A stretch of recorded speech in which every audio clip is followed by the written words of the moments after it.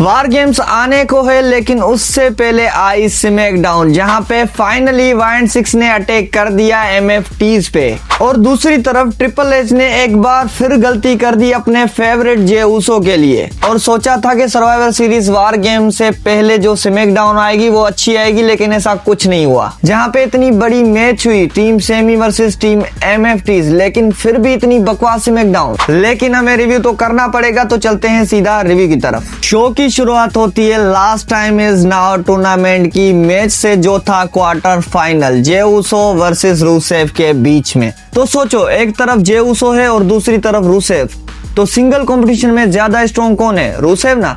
लेकिन फिर भी ट्रिपल एच ने जे ऊसो को जिताया इस मैच को। मतलब जे ऊसो के साथ कुछ बुरा नहीं करना भाई, अच्छा ही करना है।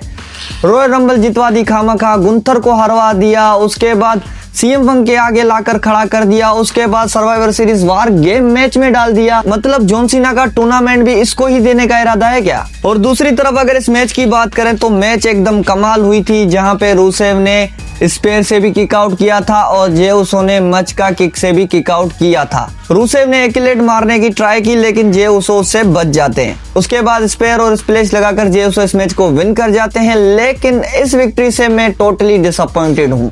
फिर नेक्स्ट आती है चेल्सी ग्रीन, जो ज्यादा खुश लग रही थी यूनाइटेड स्टेट चैंपियनशिप जीत कर, लेकिन ये खुशी ज्यादा देर तक नहीं चली, क्योंकि वहां पे जेड गार्गिल आ गई।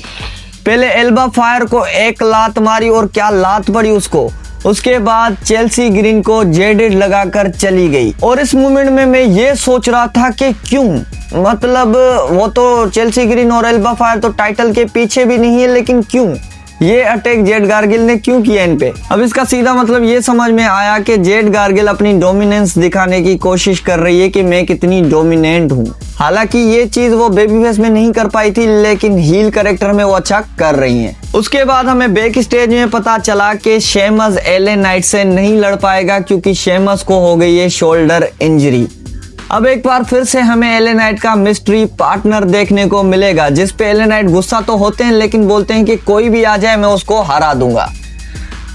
फिर बैक स्टेज में निक एल्डिस के साथ मिज दिखे, जहां पे मिज उसको बोल रहे थे कि मुझे एक मौका दो जॉन सीना के टूर्नामेंट के लिए। हालांकि मिज को पहले मौका मिल चुका था, ये दूसरी बार रिक्वेस्ट कर रहा था निक एल्डिस से।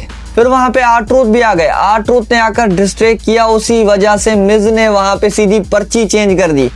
मतलब मिज ने चीटिंग से वो मैच ले ली। जनरल मैनेजर खुद परेशान हो गए कि यार मिज का नाम कैसे आ गया। उसके बाद इनकी मैच होती है स्टार्ट, जहां पे मिज ने बहुत चीटिंग करने की ट्राई की, लेकिन कुछ नहीं हुआ। मिज ने एसटीएफ भी मारा, एले नाइट की आंख पे भी अटैक किया, लेकिन आउट ऑफ नोवेयर से बीएफटी लगाकर एले नाइट इस मैच को विन कर जाते हैं। अब मैं बताता हूँ कि हुआ क्या। सीधा जीतना एले नाइट को ही था, लेकिन एले नाइट के सामने कोई ऐसा अपोनेंट लाना था जिसको हरा भी दे तो कोई दुख नहीं हो, और मिज से अच्छा इनके पास कैरेक्टर कोई है ही नहीं। मतलब जिसको भी डेब्यूट करना हो या किसी को स्ट्रॉन्ग दिखाना हो तो मिज को आगे लाकर खड़ा कर देते हैं ये। लेकिन ये जो भी हो रहा है मिज के साथ कुछ अच्छा नहीं हो रहा। के बाद हमें पता चला वुमेन्स वार गेम मैच की एडवांटेज मैच होने वाली है शार्लेट फ्लेयर वर्सेस आस्का के बीच में। अब ये मैच क्लियर थी, अच्छी थी, इंटरफेरेंस नहीं हुई, लेकिन एंड में आस्का ने मिस्ट मारने की ट्राई की। मिस्ट के बाद आस्का ने आस्का लॉक भी लगाया, जिससे शार्लेट फ्लेयर सर्वाइव कर लेती हैं। उसके बाद नेट्रो सिलेक्शन लगाकर शार्लेट फ्लेयर इस मैच को जीत जाती हैं और अपनी टीम को एडवांटेज कर देती हैं। मतलब ये कम ही होता है कि बेबी फेस के पास एडवांटेज हो, और शार्लेट फ्लेयर ने कर दिखाया। फिर लास्ट मेन इवेंट मैच होती है Survivor Series traditional match, old school वाला, team MFTs versus team semi gen के बीच में। और इस मैच को देखकर फील नहीं आ रहा था कि यार सर्वाइवर सीरीज की मैचेस कैसी होती थी। मतलब इस मैच को देखकर कुछ फील नहीं आ रहा था। मैच की बात करें तो सेमी जेन ने अपर हैंड लिया था जेसी मटेओ को एलिमिनेट करके।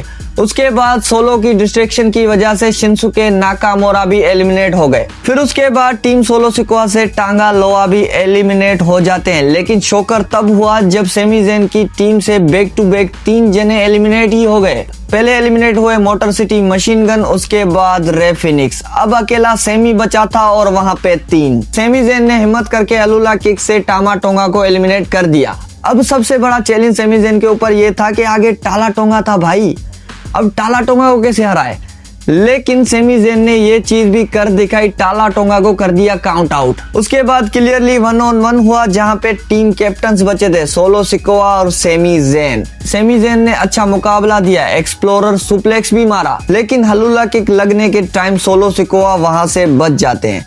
फिर एंड में सोलो सिकोआ स्पाइक लगाकर इस मैच को विन कर जाते हैं। इस विक्ट्री की खुशी सोलो सिकोआ ज्यादा देर तक नहीं ले पाए क्योंकि एंड में आ गई वायंट 6। लाइट बंद हुई, जैसे ही लाइट खुली तो सोलो सिकोआ के पीछे था अंकल हाउडी और फाइनली सिस्टर एबिगेल के साथ अंकल हाउडी ने वार का ऐलान कर दिया। और मैं यही चाहता था कि भाई टीम सेमी जेन ना हो, टीम वायंट 6 वर्सेस टीम एमएफटीज का मैच होता। अगर यही मैच इनके बीच में होता तो कुछ अच्छा होता। लेकिन अब देखते हैं कि इनकी स्टोरी लाइन कैसे जाती है एमएफटीज और वायंट 6 के बीच में। आपको ये स्टोरी लाइन कैसे लगी कमेंट करके जरूर बताना।